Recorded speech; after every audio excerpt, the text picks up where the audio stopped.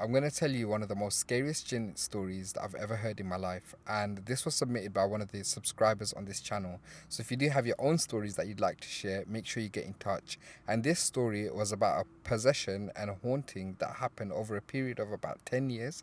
And it's still happening today. So guys, without further ado, I'm just going to get straight into it. When I was younger, I moved into a house in Slough, which is in West London. And it was myself and my sister and my parents. So I had my own room, and this was the first time we've ever had a room to myself, and me and my sister never had to share. So this was the first 3-bedroom house that we had as a family. So I had my own room, my sister had her own room, and my parents had their room. And my room, although it wasn't the biggest room in the house, it for me was the best. It was facing the garden, and as a boy around that time, I was about 12 years old. Like, playing football in the garden was big for me, and just facing the garden was much better than facing the other side, which was the main street. And this was your typical house in Slough. So it was a terraced house, and so I had houses either side of it. It was a bricked house, and the room itself was a nice room. So I done it up myself. I painted it, I decorated it, I put my own stuff in it. I was heavily into football at the time, and being a diehard United fan, I used to always have like my favourite players' pictures on the wall and whatnot. So the first night that I moved in, everything was okay. I was still getting half my stuff unpacked and that, and everything was fine.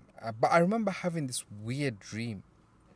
And the weird dream was that I was moved into the same house, but on top of, like, and the house was completely empty. There was no furniture in the house. There was no TV, no frames, no cutlery, nothing in the house. I remember in the dream very vividly that the house was empty, and I came into the house, and the only thing in the house was, on top of the stairs, there was a knife. And this knife was just sitting there on top of the stairs. And I remember in the dream picking up that knife and holding that knife. And I remember seeing carvings on the knife, but it wasn't like your typical kitchen knife. It was completely antiqued. I would say maybe 100 years old, the knife itself. It was jagged, and there was like oxidization on it and rusting on it, and it was just a weird knife to hold. But I held it in my hand in my dream, and as I held it in my hand, the knife started getting warmer and warmer and warmer, to the point that it burnt my hand, and I let it go. And I didn't think much of it at the time. It was just a dream that I let go. But that happened around the first day that I moved into that house.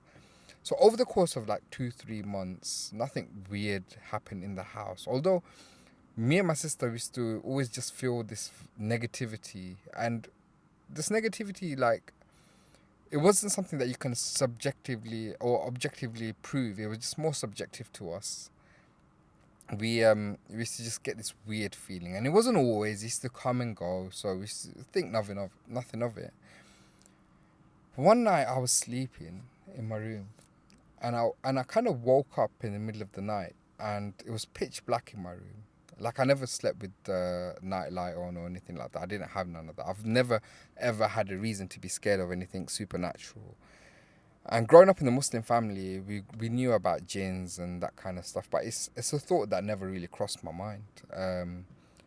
But one night I woke up, and there was a shadow in my room. And this shadow was in the corner of the room. It was about 8 foot tall. It was the biggest person. Well, I knew it was a person because of the way the shadow was. It was of a figure. And it was the biggest figure that I've ever seen in my life. Like, I was about, 4 foot at the time, maybe 4'5". I was quite small growing up. But this shadow was easily doubled my size. Like, it was a fully grown man, but it was the biggest man I've ever seen in my life. And it was just looking at me. I knew it was looking at me just by the direction that it was. Although I couldn't see any facial features, I couldn't see any eyes, I couldn't see any like mouth or ears, nose, nothing. It was just dark, and it was just looking at me. I was petrified. I was sitting or lying down in my bed and I was frozen still. And I was just looking at it. It was looking at me. I was looking at it. It was looking at me. For about a good 5 minutes, I'd close my eyes and I start reading all the surahs and prayers that I knew at the time, which wasn't much. But I just did whatever I can. I felt like I lost my voice to even shout or scream. Part of me didn't even want to do that. I was just hoping that it didn't realize that I was looking at it. So I closed my eyes and I went under the duvet and I just was so scared. But eventually I fell asleep. The next day, I thought I'd not tell my parents about it. The reason why I didn't tell my parents about it is because I didn't want to scare my sister, my younger sister. And at the same time, I don't know. A part of me just felt like it's not the right thing to do. Anyways, maybe like 2 to 3 months later, I had another experience with another shadow figure. And this time the shadow figure was a lot closer to me. So I woke up again in the middle of the night and I left the door slightly open this time and you could see a bit of the passage light coming through. And the reason why I did that was after the first night. But this time, so because there was a bit more light in the room, I was able to see a bit more. So this shadow figure again came into my room through the door and was just staring at me. But I was wide awake. I wasn't sleeping at the time. Not fully anyways. I was just lying down in bed. And I saw it coming through the room. And then it was looking at me. And then this time I screamed. And as I screamed, it turned towards me, like with his body. So now his body was turned towards me. And he just went into the mirror. There was a mirror in my room and he just went into the mirror.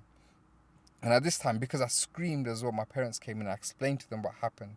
I remember my parents, they covered all the mirrors in the house and stuff and just telling me like to read and stuff if that happens again and whatnot. I felt like at that time that my parents knew more than they were letting on, but at the same time, I wasn't sure. So the third time it happened, so this was a few months after the second time,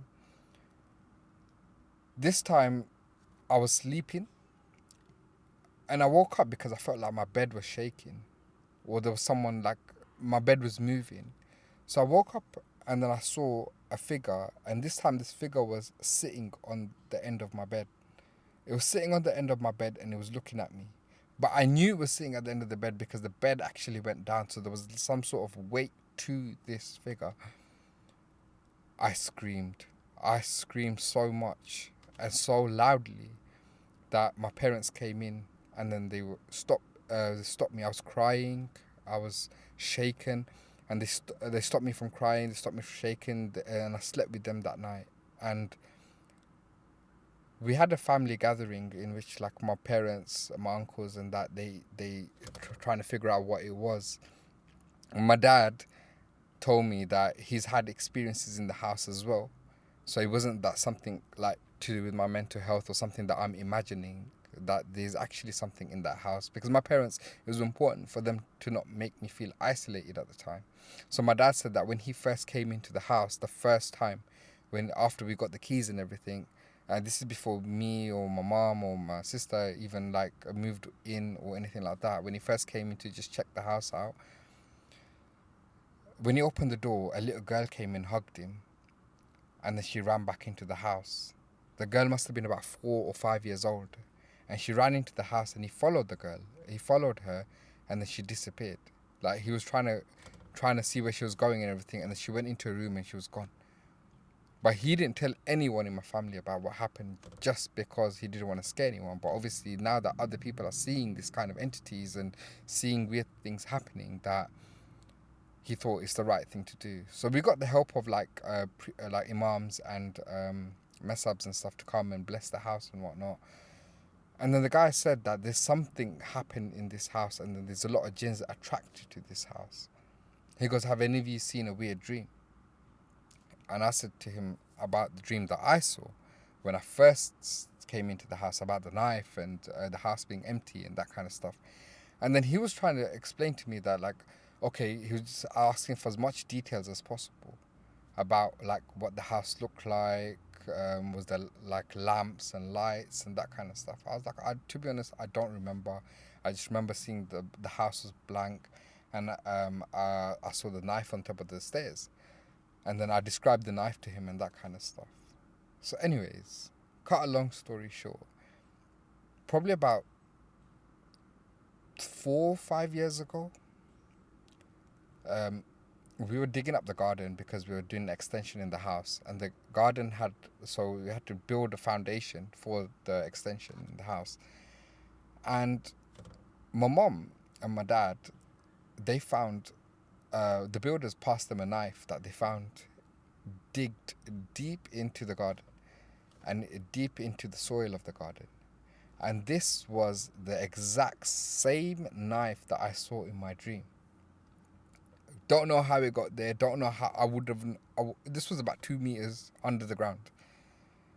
And this knife was the exact same knife. When I saw it, when our parents told me about it, I was completely gobsmacked about this knife being there. So, what does this knife mean? To this day, I'm not 100% sure why I dreamt it. But even now, like in this house, we still get like weird things happening.